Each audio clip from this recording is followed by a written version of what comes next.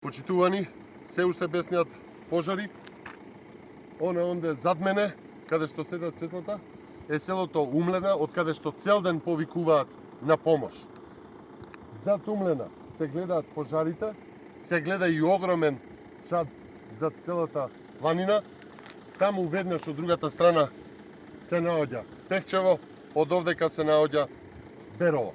И по неколку дена, без нејање на пожари, и по неколку дена предупредување од сета јавност за неспособноста и за негрижата од јавноста, од владата, од незадоволството за реакциите за шумските пожари и по цел ден повици од Умлена дека може да изгори селото, никој досега не дошол на помош и никој досега не почнал да гаси овдека зад мене каде што гори цела планина.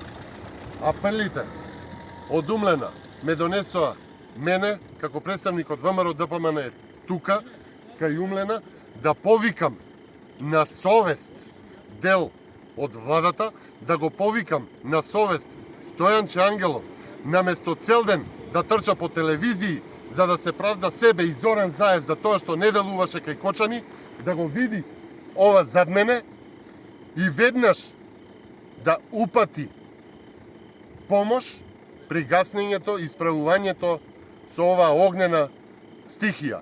Ова што се случува е срамно, ова што се случува е покажување на целосна неподготвеност на државата да одговори соодветно пред она што се вели елементарна непогода. Стојанче Ангелов треба добро да знае дека канцелариски мебел и мобилни телефони не е тоа што го гасне пожарот, туку канадерите кои што 2 години не се сервисирани, а владата купувала и плакала гориво за нив.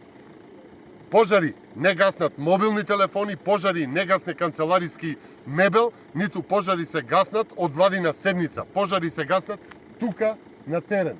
Ова што го гледам зад мене, а и километри подалеку, е срамно и е срам за оваа држава.